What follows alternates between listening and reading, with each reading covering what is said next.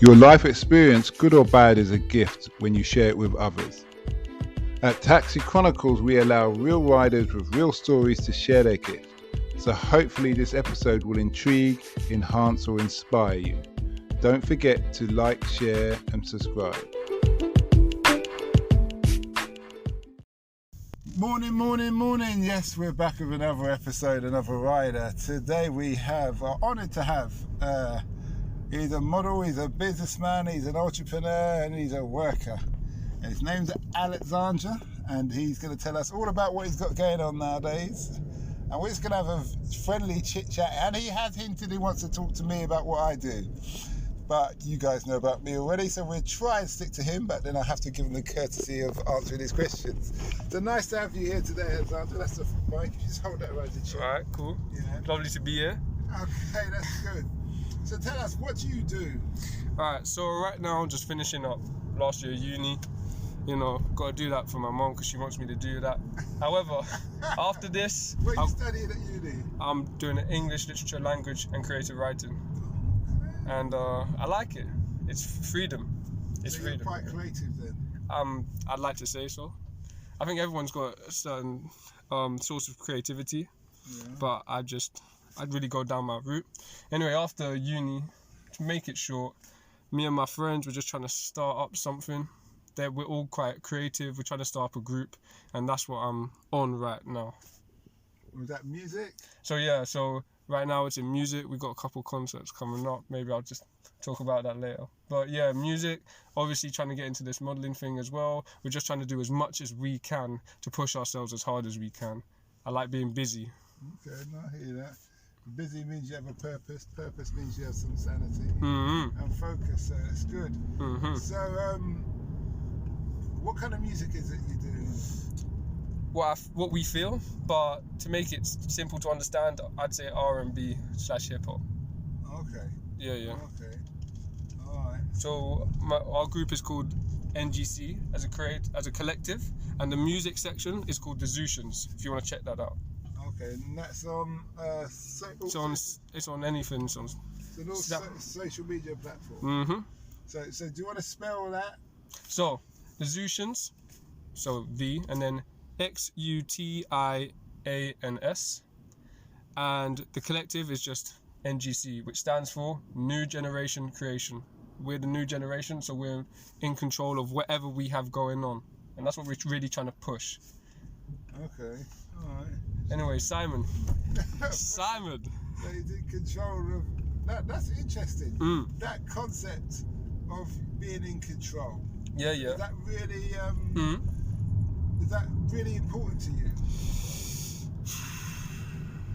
To an extent, I think. Yeah. I think you can't question everything. You can't question it, but you can definitely try and control that of what you can. So if you put yourself in a position, if you put yourself in a place, like today I went to this job. I put myself in a position to get this job, but I have no idea where this job will take me.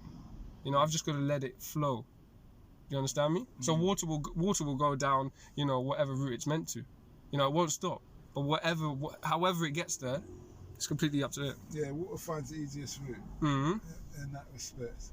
Okay, what would you say you've learned about being in that industry, music industry and modelling industry, that you wish you knew when you had started? That it is an industry, I guess. That it is still a business. There's still a way to behave. You know, it as much as you want to let yourself be free, and it is quite a bohemian sector, I'd say. There's still a way to act. You know, there's still I wouldn't say facade.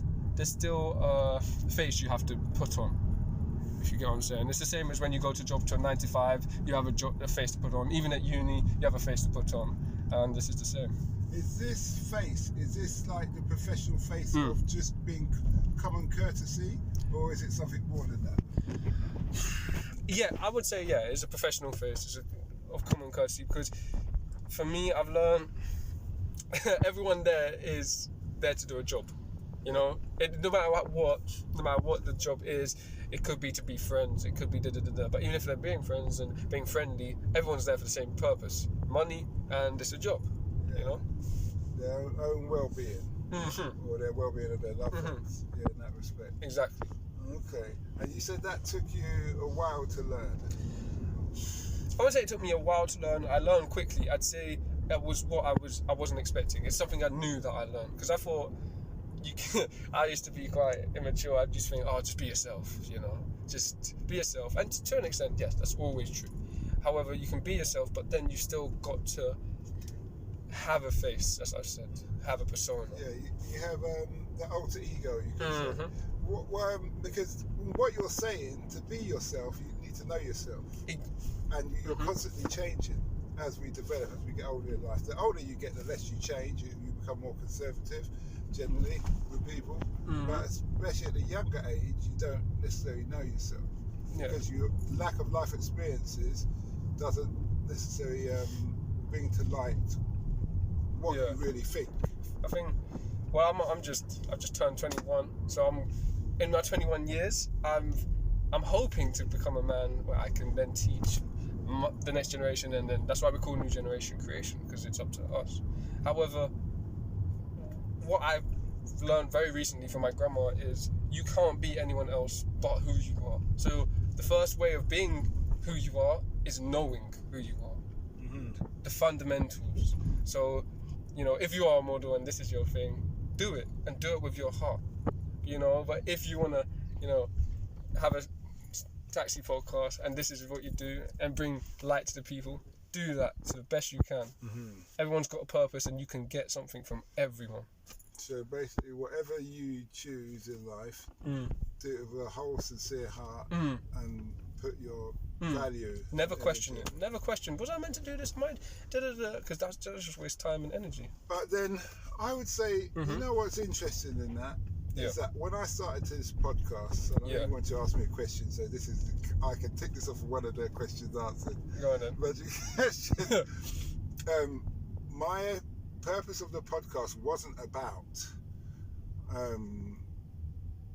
it was just about entertainment. Yeah. It's just about a funny experience that happened. And that's on my first episode called The Trials and Tribulations of a Taxi Driver. Okay. And the guys found it funny.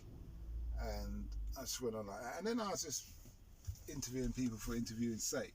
Yeah. A lot of people would sit in the taxi seat and tell me their issues and their problems. You record many with their permission, and some you just have to listen and you couldn't record. So it's too personal. Sometimes it's too personal. I don't want to put it out there. But then I realised as time went on, there's something here, because people were saying to me, thank you for that. That was like therapy. Yeah. It's a free therapy session. I feel better now. And I've had people talk to me who some were suicidal. And I don't mean that's my diagnosis. I mean, they've said that the doctor actually said they're suicidal and they've been in an institution and all the rest of the things. And then others. Yeah. Now I've had people from all walks of life. So now I have two purposes. One is to educate the young about the career opportunities and what's out there for them.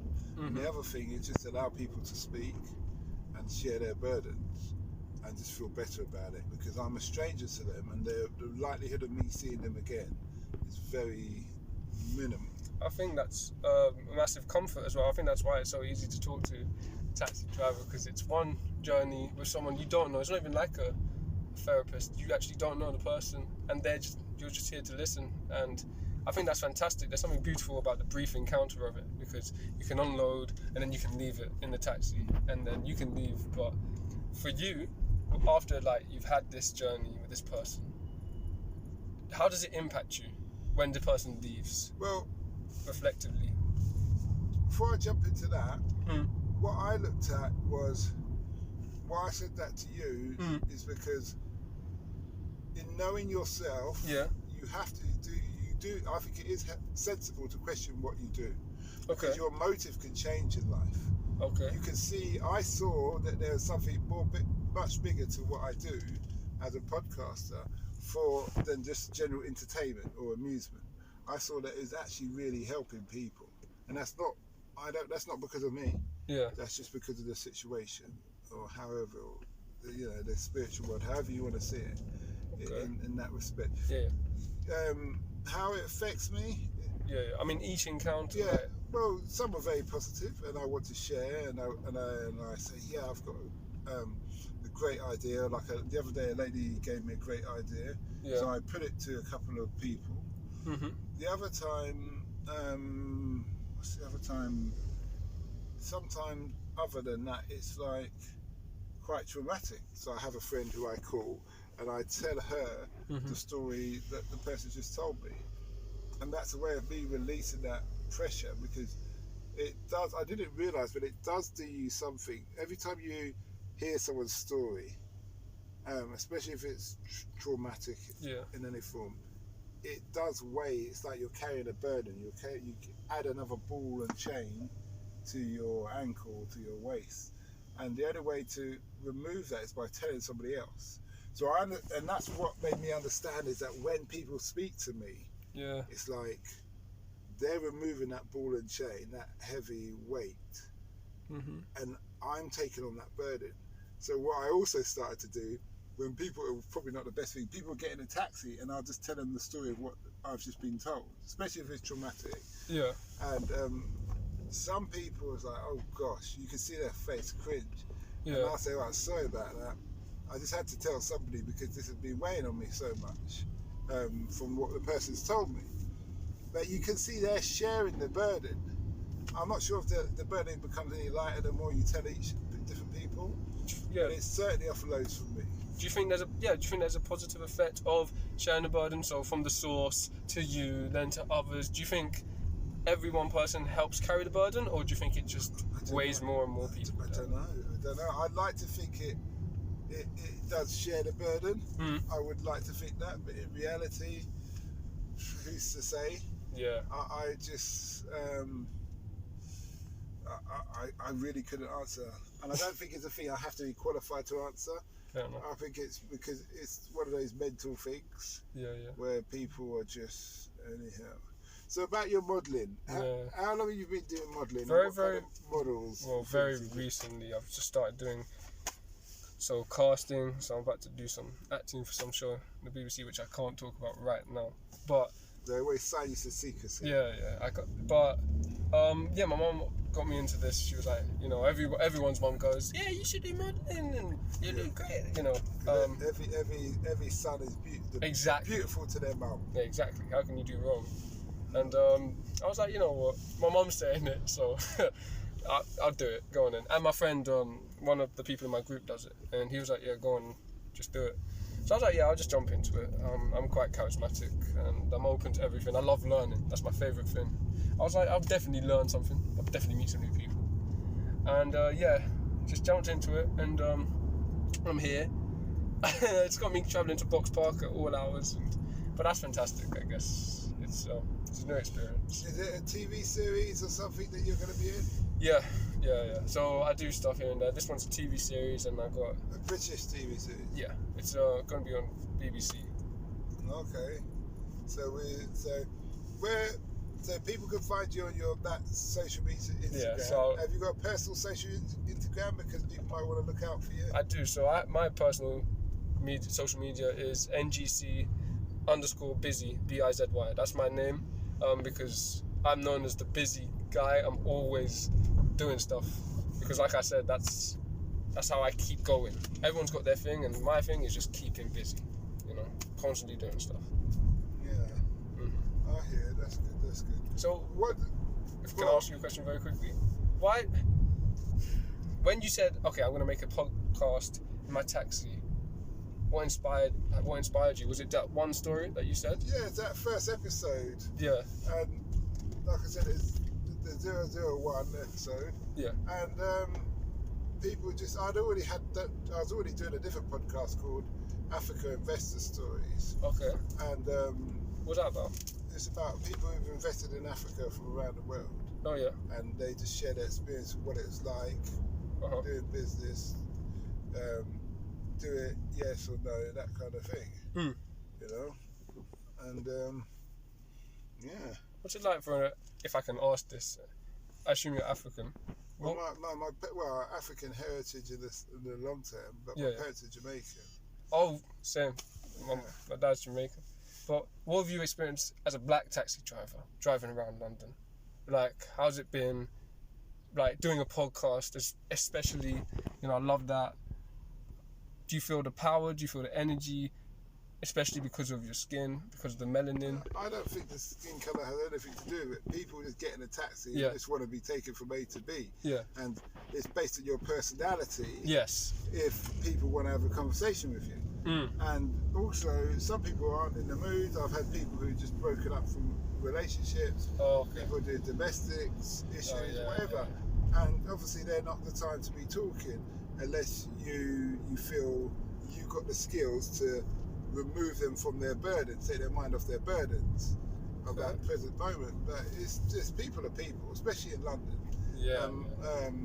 I'd like to think most people in London are just generally quite open-minded. Yeah. In that respect, because it's so cosmopolitan. And I can't say I've had any issues at all. So how long have you been doing this now? I've been doing this about 12 months. Okay. Yeah. How long have you been driving as a taxi? A year and a quarter, or a year and a half. Oh yeah, how's that been? It's been okay. It's been interesting. You know? Why'd you say it like that? No, it's just to me, it's not a career. It's a job, but it's a job where you kind of self-employed. You do answer to Uber if you upset somebody. Yeah, believe me, you do. I've been suspended a couple of times for saying something's out the realm of PC, or you know, I have to speak in my mind, to be honest. That's good. Yeah, I believe I should be able to speak Being my yourself. mind. But yeah, it's a job that is. I'm actually going to start vlogging about the job, to be honest. Sure. It's a job that where you can earn as much or as little as you want in whatever time you want, really. Okay. Do you understand? So I have a target of a certain amount of money I want to earn every day. Yeah. And sometimes, like yesterday, I hit that in a very short period of time. Yeah. And I was able to rest early. But some days you have to stretch it out. But it's also working wise, intelligent times. You work at when it's really rush hour. So I should have been working from 5 in the morning, really. Yeah. Today. Huh. But yeah, it's a job. You get on with things and stuff like that. So you're going to be doing acting. Yeah, I'm going to. And you're doing your modelling. Yeah, and the music's my main passion. Yeah. What kind of shows have you been doing modelling for? Like, so obviously this BBC thing. I was did a music video as well for an artist called Mabel. I don't know, the audience may have heard of her. It's called Mabel, yeah? Yeah, an artist called Mabel. Okay. It was really out of my comfort zone because I had to. Wait, sorry, can you say it again, but loud and clear, because you're mumbling. Okay. I had to do this music video for an artist called Mabel. For an artist called Mabel? Yeah, and it was out of my comfort zone because the title of my character was Sexy Guy, and I'm not gonna lie to you, I have no idea what that encompasses. But it's great. Sexy guys like them FHM male models. Exactly. 8-pack pecs, the chiseled chin. And I can fit that description. Okay. But the whole persona Confidence is great. But the persona of it is not quite up my street, doing the posing and stuff. And that's another thing in this, actually. You have to do posing. Well, what was you wearing? Nothing. You're just naked? No, I was wearing just some jeans. But my top bit was... So you had your shirt off? Yes, I did. Was your trousers done up properly, or was it like yes, they were done up porno kind of ready to porno shot? No. It was PG. It was fine. I think it was fine. But what I've learned is in this business as well. PG is parental guidance. Remember, you want universal. So parental guidance. That means the parent has to be there to put the hand over the child's face. Well, I can't really. I wouldn't condone it. For a certain age, but what I have with your mum, would you want your mum to see it? No. Okay then. Not because. That speaks measures. No. Not because of any reason other than Really? I know what will follow. I know what I ensues. believe you, but millions wouldn't. Right, have you got misses? No, Okay, right I was going to say, because if she, would you want her to see it? Or now. would you want her to do the It equivalent depends shot? actually. I mean, Would you want her to do the equivalent modelling shot? I'm different. I think my opinion. Or is No. it Thank you. I'm just saying no. Fine. It's just a job. Swirling his words. No, I appreciate it is just a job, right? And at the end of the day, blah blah blah blah. But you know, human emotion and all this, it comes into effect sometimes more than you want. Tell me something. So you've been doing this TV series for BBC. What's it like working for BBC? Well, I haven't just started yet. I just did one shoot today, but based off today, so it's going to be happening over the next month. So they told you got the job? Yeah. Okay, that's but good. Based off today, it's not as. Please forgive me if I don't want to insult anyone, but it's not as professional as I would have thought it would be. But then again, I'm playing a very minor role. However, it's just like every organisation. When you think of, like, let's say, BBC and ITV and you think everyone's got a suit on, and well, personally I think everyone's got a suit on, it's all structured, it's all planned, there's procedure, but it's really not like that actually. People are just wandering around saying, do you want to go here? Yeah, go on then, go here. So maybe that's that you can do flexible mental health atmosphere where before, if there's in your face, and now since that woman killed herself, they're like, okay, let's be careful, because my friend, he's been asked to do a football coach role in some reality TV show. Cool. And the first thing they did was get a mental health nurse or therapist to call him and interview him over the phone. Oh yeah. Yeah, and just to see where his mental mindset is. And they were happy, and he got the part. But he's asked me, should he take it? You know. Well, why would he not? Well, not everybody wants to be in the public eye. Yeah. And also, 100%. the media can be very vicious. So you don't. If they're gonna start, one thing is if it's you, but he has 4 kids, so you don't want them to delve into your kid's life or your wife or mother-in-law, all these different things, which they do. Yeah. So you have to take that into consideration. If you go in the media line, because you're putting yourself out there, you're voluntarily saying, yeah, this is who I am and this is what I'm about and blah blah blah. And people say, okay, let's see if he's got any past girlfriends and skeletons in the cupboards and all this other stuff. Or has he got a criminal record? The list goes on. Yeah. You're going to make yourself quite vulnerable in this case. Yeah, so he has to consider that. And this is what I said to him. But what would you do? What would I do? Well, I got a phone call from a marketing agency, and Uber asked me, they're working for Uber. Yeah. And they want me to do a mini TV series, not a TV series, a mini video, a mini trailer about a day in the life of an Uber driver. Cool. That would be sick. Yeah. That would be They said, great. I've got a great personality. I said, okay. I said, okay, because I'm kind of doing it anyway with the Taxichronicles, but my face isn't out there. Yeah. But then also they said they're going to put people, my thing is spontaneous.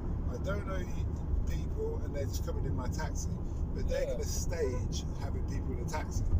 Oh. Do you understand? And are they going to actually plan what you talk about and give you scripts? Well, I don't know. I don't know the finer detail. I asked them a couple of questions, and they said they're going to get back to me.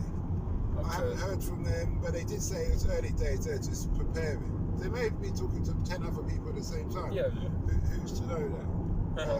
But that's meant to go ahead. Say, hypothetically, it was scripted and etc. They gave you scripts, I don't know. Would you be still open to do that? I don't know. So my thing is this. If you're you want things genuine, then if you want to get a good show, you want things genuine.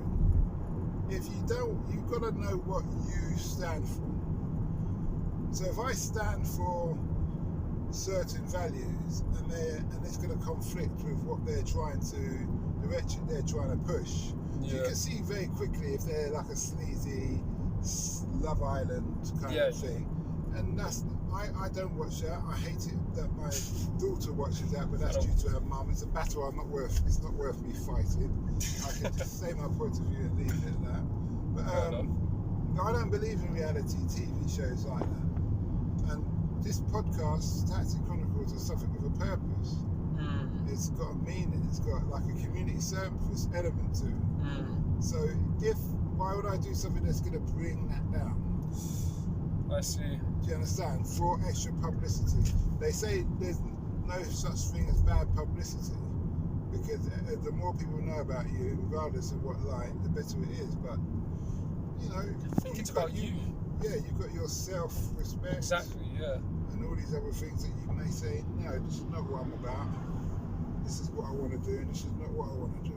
Oh yeah, I'm not much of a fan of reality TV at all. I just simply don't understand it.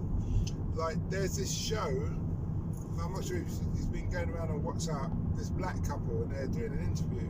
Yeah, and I know. the black woman saying, "Why haven't you slept well, F me?" And he says you're fat or something. You know, well, I looked at them and I just thought, this is ridiculous. Why? Why are you embarrassing us as a race? No, that's what I thought. I thought, why are you embarrassing us? Yeah, Leave those reality, crappy TV shows for other people, other cultures, other things. We've got enough social issues rather than you not doing that over that. If you really need help, I think they're African, Nigerian. Go and speak to your elders like you normally do in your culture. Why would you come on TV and speak it in that manner? Does it disappoint you? Yeah, of course it disappoints. I was embarrassed for them. Actually, somebody sent me the trailer and I watched a couple of seconds. Oh, maybe 30 seconds, and then I just turned this off. And I just replied to the WhatsApp group, I'm embarrassed for these people. Yeah, and then somebody sent me the whole kind of episode link. There's 5 episodes. Yeah, there is. I said, I'm not interested in watching this. Yeah, I know. But my friend, who sent me that, she actually is a psychiatrist. Yeah. Just broke it down, and what she said is that if you look at their problem, the problem for them is that she's a bit of a wild girl, and he's a traditional man, and he's found her. I don't know what the site was. There's a site or something. Yeah. I can't remember the name of the site. Because my friend told me and I wasn't paying attention, to be honest. Yeah. But he found her it's like on the OnlyFans site. Oh. It's not OnlyFans, not that bad. Something like that. But they talk all about real sexual, about what happened, and it's all this unnecessary graphical stuff. I know I sound very old and traditional and conservative here, but I just believe in a certain amount of element of self-respect. Yeah. And I speak to a lot of working girls, whores, strippers, escorts, all those kind of things. Yeah, yeah. And what they miss is a father. They never had a father to guide them. Yeah. That's all of them I've spoken to.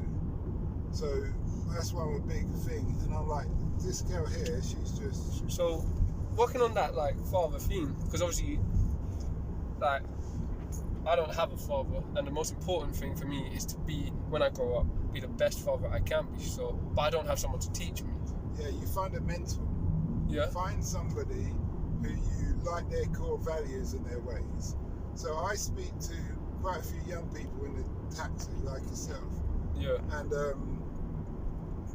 quite a few of them have asked me, do I mentor or have I mentored? I have before. I mentor usually for quite a short period of time, a couple of months or two.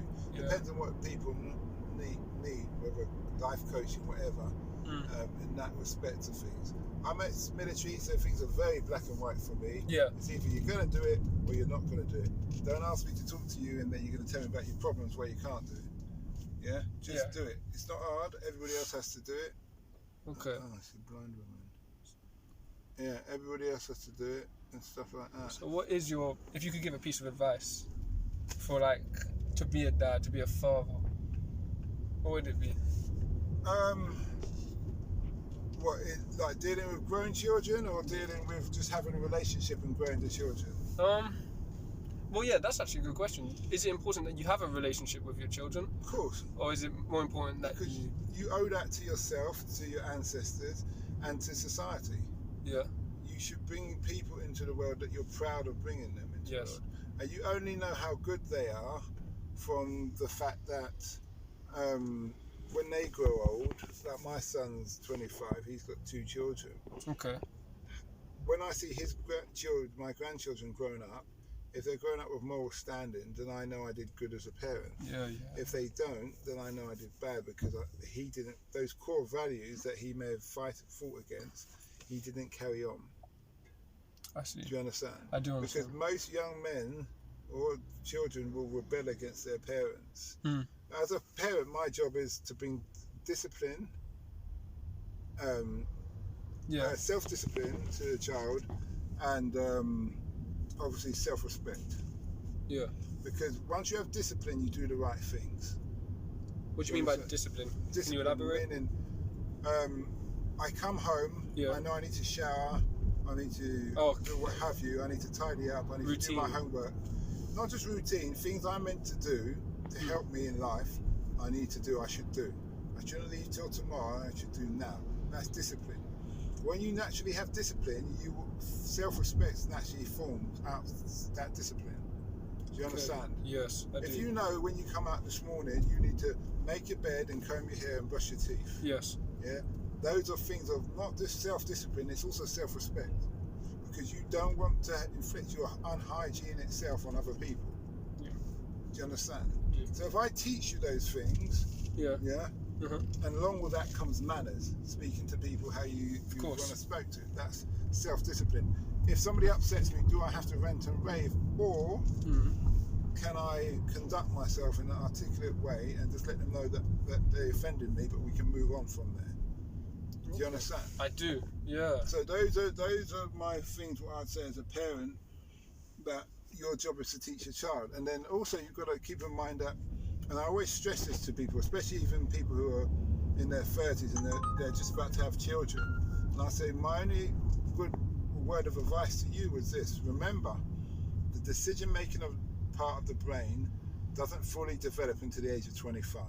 Yeah. So anybody under the age of 25 who's making bad decisions, there's a reason behind it. Okay. Because biologically, that doesn't mean it's acceptable, because you can still say that's unacceptable. But peer pressure and all these other social influences can have a driven thing, depending on how you've grown them up. Yeah. So you need to have some empathy that, listen, this person's struggling. When they're 25, they start to see the world in a better way, start to make more things. Now, that's, obviously we're dealing with statistics, and people's personal circumstances do shape them. Yeah. So if you come from children's home or some place in the village where you have to go and get your own firewood and all the other things, then you're going to be more responsible, because life and death depends on your daily routine. Yes. Where here you have the government who say, don't worry, I'll give you money. I'll give you this, give you that. So generally what I'm saying here is understanding where you're coming from and getting somebody who you feel you can relate to, who you can call up and say, listen, I'm having this problem. What do you think about this? What do you think that? I'm 45, I have a mentor. Okay. I have somebody, I think, yeah, of course. I have people who I can speak to, who are going down the road, further down the road of what I've been in, whatever it is. Because why should I try and teach myself and somebody else has already known what's going to happen in life? And that's what this podcast is about. I see. No, I get you. You see what I mean? I do, yeah. So you've been a great guest. All right. Yeah. My last question to you is, what's the impact you want to have in the world? Honestly, it might sound very cliche, but everyone I experienced, I want to learn from them, and I want them to learn from me. And I want everyone, as much as I can, to feel positive and happy. Okay, that's good.